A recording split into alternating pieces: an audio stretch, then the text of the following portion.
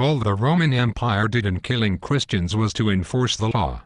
Then the question was with the Christians at that time, and the question is with us, is not the law wrong? And did not the Christians have the right to attack the law? That is what they did. When a Christian was brought before the magistrate, a dialogue followed something like this. Have you a particular god of your own, a god not recognized by the Roman law? Yes. Did you not know that it is against the law? Yes. Have you not introduced a new religion? Yes. Did you not know that it is against the law? Yes. Did you not know that the penalty is death, for those of the lower ranks? Yes. You are of the lower ranks. Yes. You have introduced a new religion. Yes. You have a god of your own. Yes. What is the penalty? Death. That was all. The Romans enforced the law upon the Christians in the first days of Christianity, and there was no persecution in it, if the principle be recognized that civil government has a right to legislate in religious things.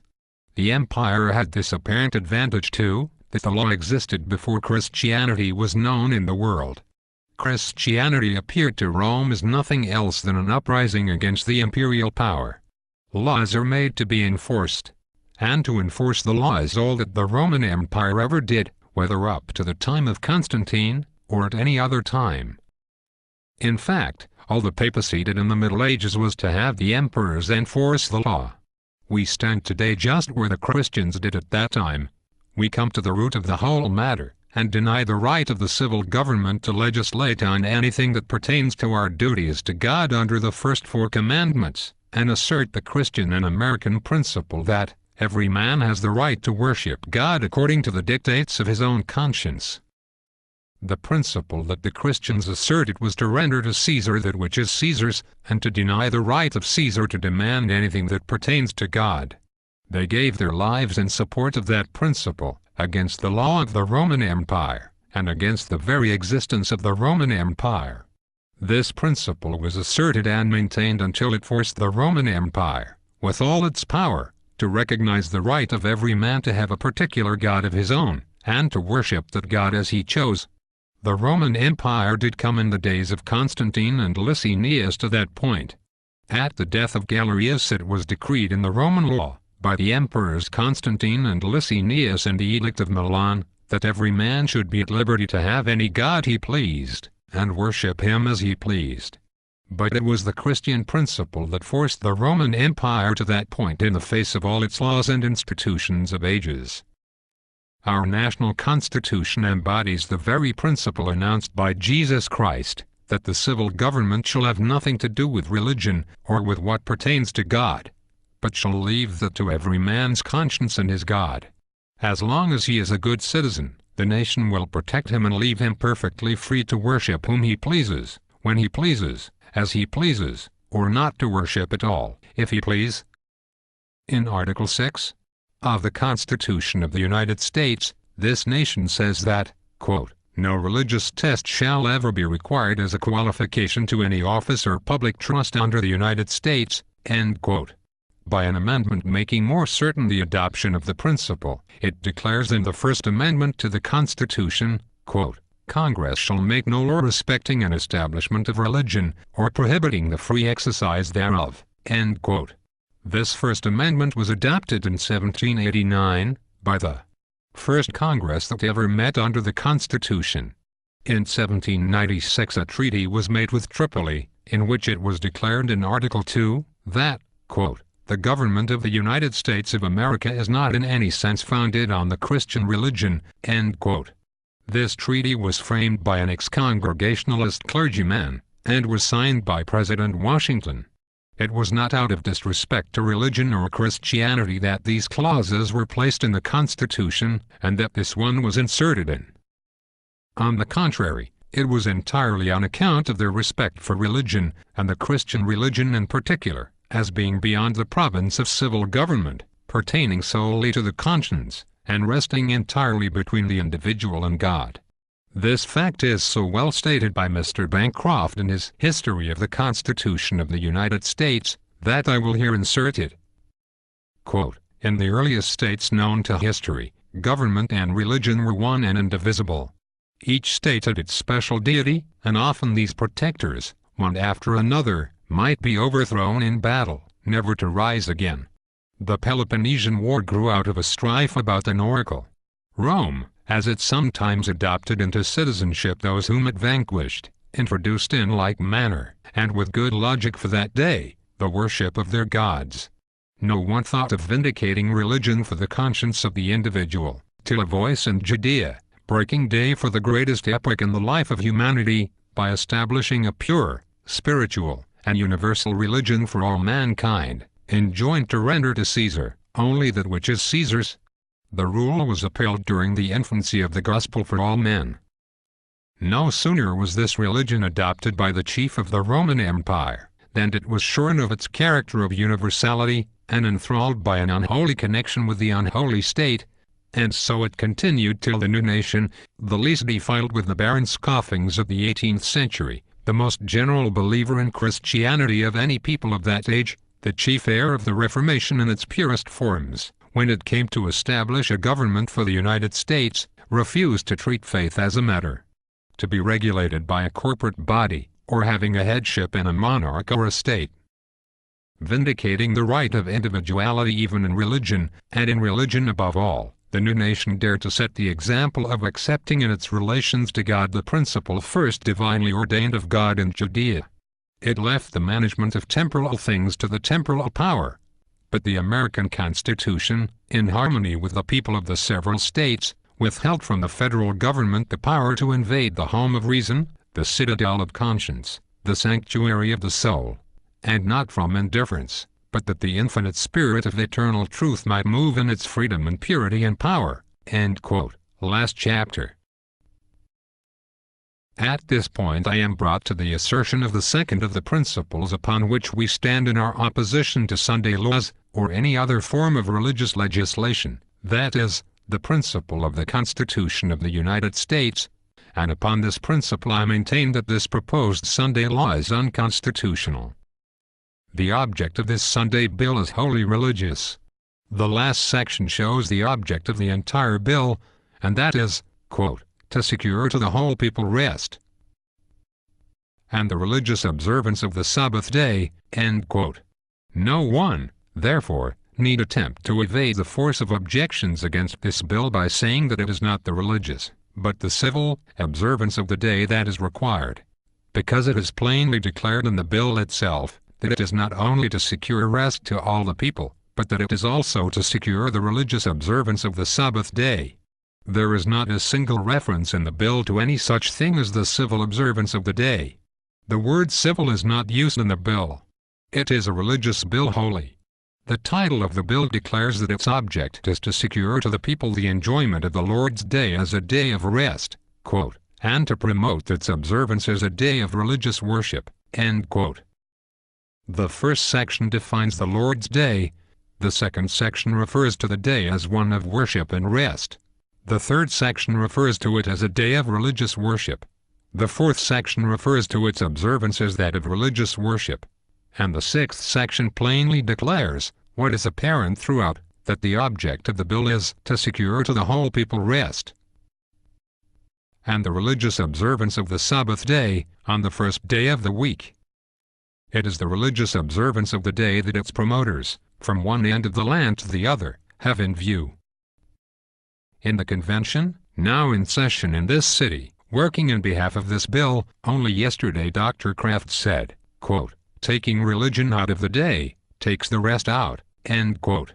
In the Boston Monday Lectures, 1887, Joseph Cook, lecturing on the subject of Sunday laws, said, quote, "The experience of centuries shows, however, that you will in vain endeavor to preserve Sunday as a day of rest, unless you preserve it as a day of worship. Unless Sabbath observance be founded upon religious reasons, you will not long maintain it at a high standard on the basis of economic and physiological and political considerations only," end quote. And in the Illinois State Sunday Convention held in Elgin, November 8, 1887, Dr. W. W. Everts declared Sunday to be quote-unquote, "the test of all religion."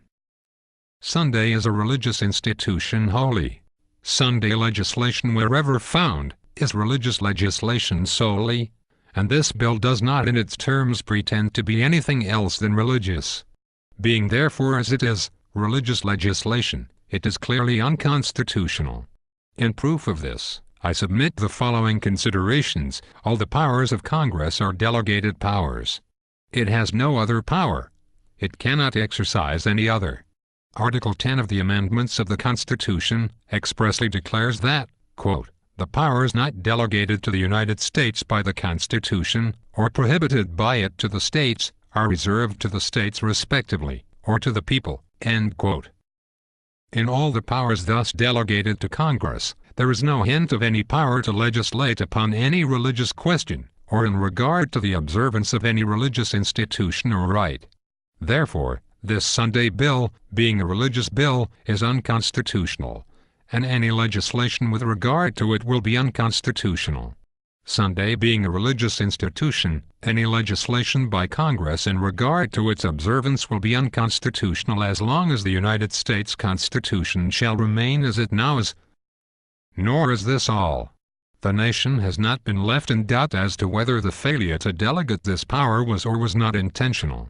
The First Amendment to the Constitution, in declaring that Congress shall make no law respecting an establishment of religion, or prohibiting the free exercise thereof, shows that the failure to delegate such power was intentional, and makes the intention emphatic by absolutely prohibiting Congress from exercising any power with regard to religion. It is impossible to frame a law on the subject of religion that will not prohibit the free exercise of religion. Therefore, the First Amendment to the Constitution absolutely prohibits Congress from ever making any law with regard to any religious subject, or the observance of any religious rite or institution. More than this, the National Reform Association knows, and has been contending for 25 years, that for Congress to make any Sunday laws would be unconstitutional.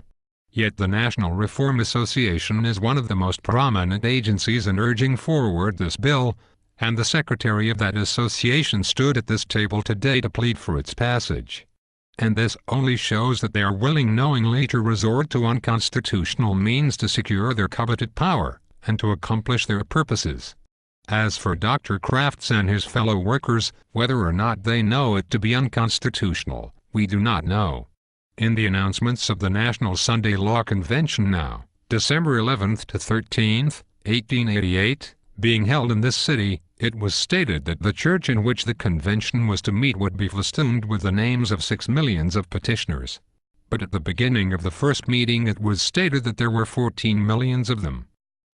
A question was sent up asking how the number could have grown so much larger so suddenly.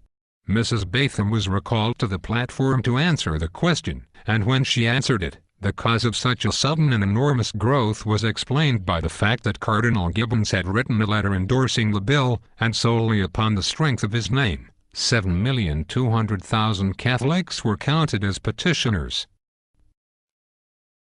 This was not a complete answer to the question, because the Cardinal's letter does not authorize any such use of it as they have made, at least so much of it as was made public does not. The whole of the letter was not made public there, because, Dr. Crafts said, it was for the Senate committee. It was laid on the table here today. But so much of it as was read merely referred to the action of the Baltimore Council in commanding a stricter observance of Sunday, and said, quote, "I am most happy to add my name to those of millions of others who are laudably contending against the violation of the Christian Sabbath by unnecessary labor, and who are endeavoring to promote its decent and proper observance by judicious legislation," end quote. This was all. He said, "I am happy to add my name," etc. He did not say that he added or that he wished to add 7,200,000 others with his name, or in his name. Yet this was done. But it was not so much to be wondered at, because the same principle had been acted upon before throughout the country, and when 500 petitioners could be made out of 100, and 240,000 out of 240, it was perfectly easy and entirely consistent to make 7,200,001 out of 1. This thing was perfectly consistent also with the principle and another point. The petition reads, quote, "We, the undersigned, adult residents of the United States, 21 years of age or more, hereby petition, etc. In counting these 7,200,000 petitioners in behalf of the Sunday law, they thereby certified that all these were Catholics 21 years of age or more. But there was not a man in that convention, and there is not a woman in the Women's Christian Temperance Union who does not know that there are not that many Catholics in the United States 21 years of age or more. They virtually certified that all the Catholics in the United States are 21 years of age or more, for they distinctly announced that all the Roman Catholics were petitioning for the Sunday law. But as they had virtually certified the same thing of the Protestant churches throughout the country, why should they not go on and swing in all the Roman Catholics in the same way? They could do the one just as honestly as they could do the other. When men and women professing themselves to be Protestant Christians will do such things as that to carry the Catholic Church with them, it is not to be wondered at if they should be willing to resort to unconstitutional means to make their religious zeal effective in national law. Then you assume that this bill, and all Sunday laws, concern only the relation of man to God, and not the relation of men to each other? Yes, sir, that is the principle upon which we stand. Right there, I find fault with your original proposition. You have got to establish before you can defeat the ground of Sunday laws, that Sunday laws are not for the good of Caesar, that is, not for the good of society.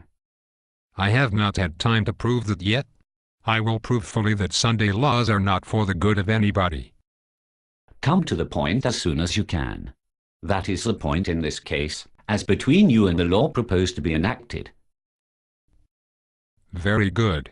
For the state to compel man to do no work is to enforce idleness. Idleness is the root of unlimited evil. It is a true proverb that we learned in our boyhood. Satan always finds something for idle hands to do. In this world, to compel men to be idle is to force them into a line of influences and temptations which in the very nature of things, can end only in evil.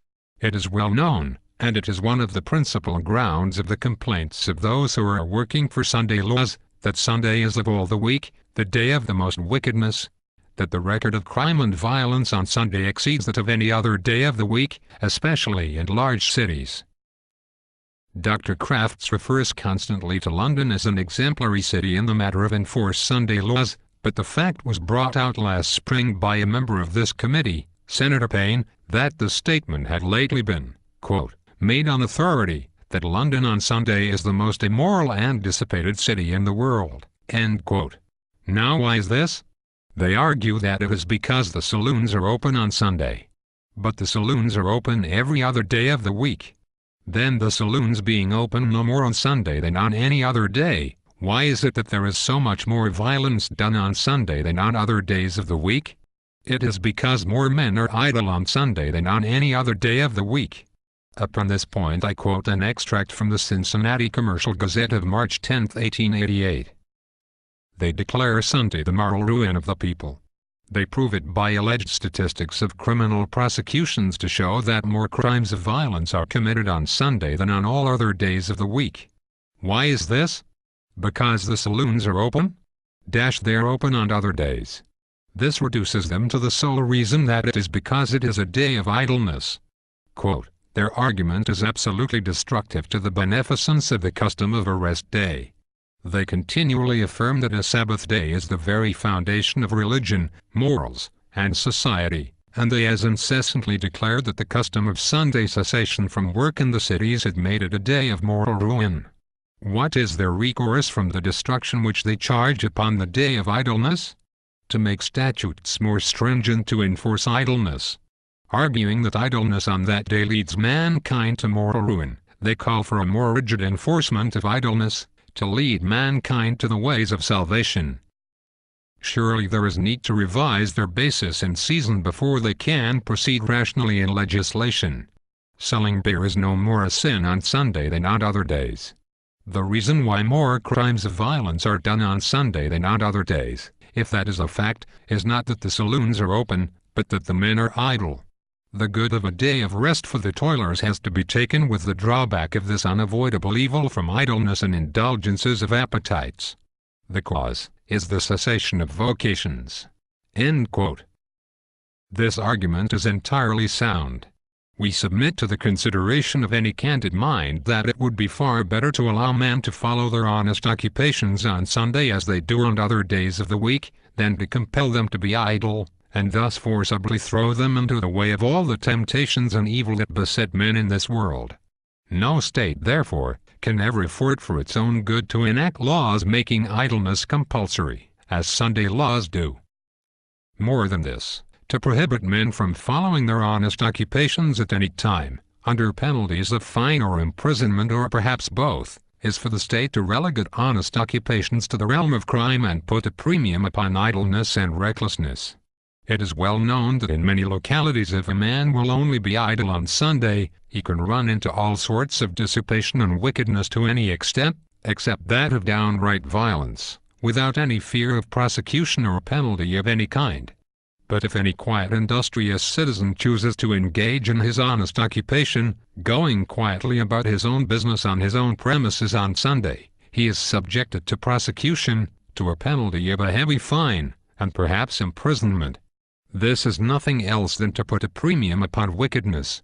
No state can afford to make crimes of honest occupations. No state can afford to put such a premium upon idleness and all its attendant wickedness. All these complaints of evil and violence and wickedness on Sunday, so enlarged upon by the people who are working for Sunday laws, is an open confession that wickedness is the effect of enforced idleness, and this in itself is the strongest argument that can be offered against the very things for which they plead. The states of the Union have all these years been sowing the wind in this very thing, and now they are reaping the whirlwind. And worse than all, they propose to cure the evils of all this enforced idleness by more stringently enforcing more idleness throughout the whole nation and by the national power. It may be answered that this reflects upon the wisdom of God in appointing a day of rest. But it does not. God appointed the Sabbath for a purpose, and that purpose is that men should remember Him in His works of creation, and worship Him as Creator. The intention of the commandment enjoining the observance of the Sabbath day is the honor of God, and His worship as Creator.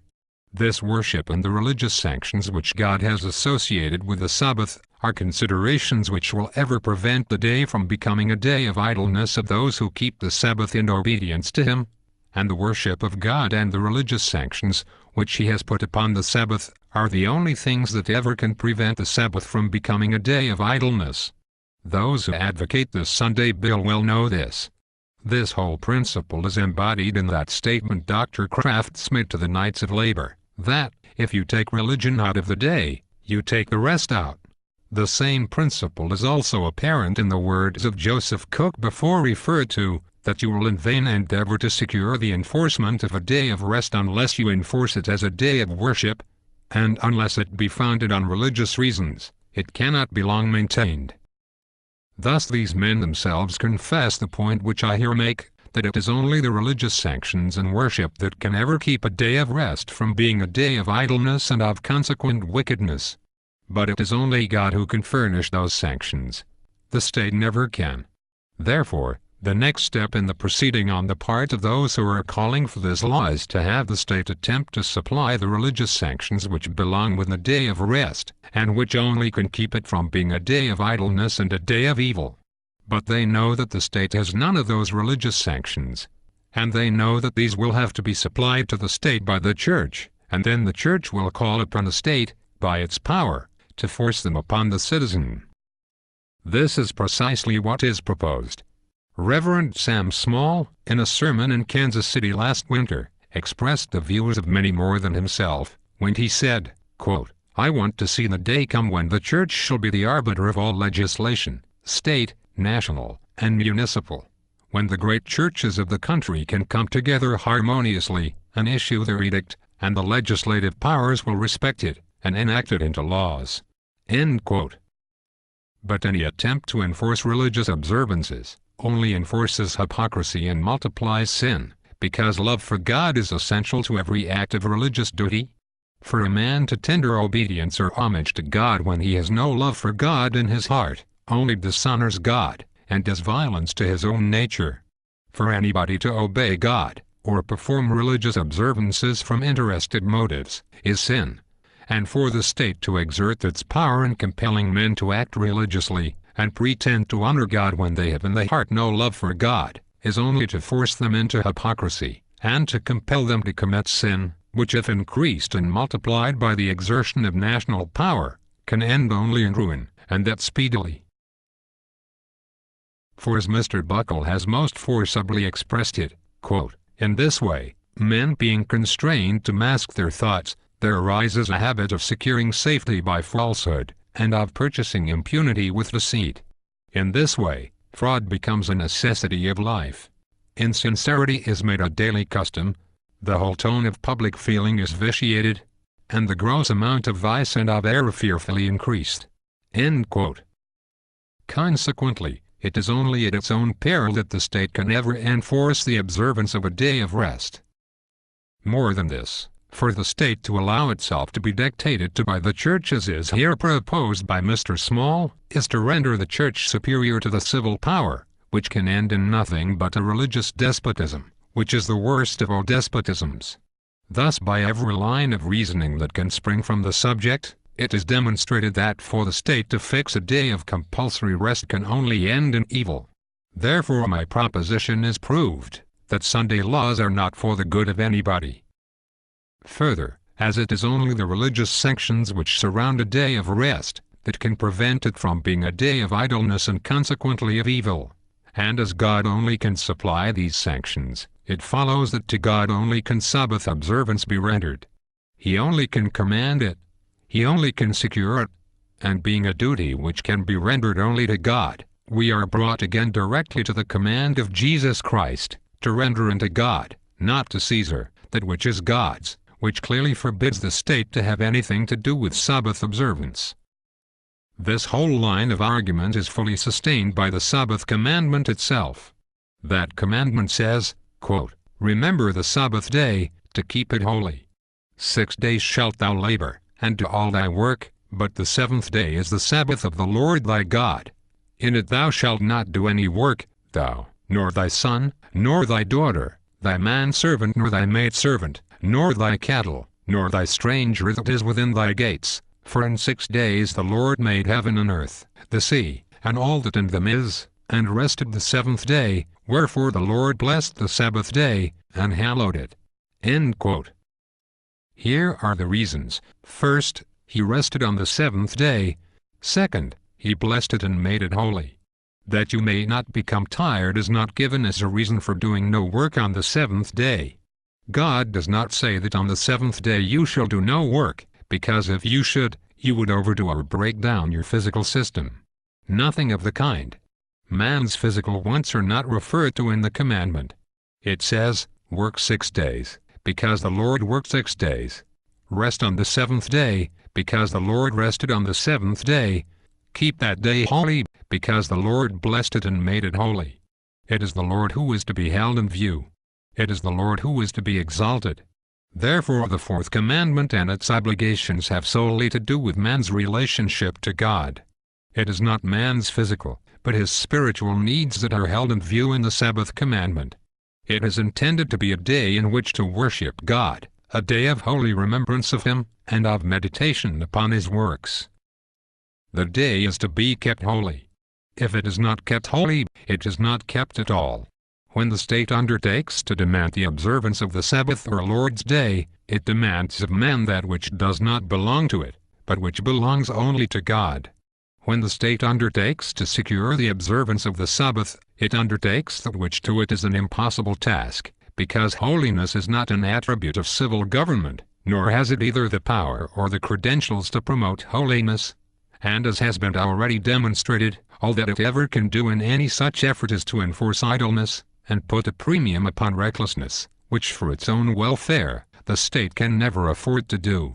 If the state undertakes to supply from whatever source, the religious sanctions, which alone can keep the day from being one of idleness, generating evil, it only enforces hypocrisy, and increases sin.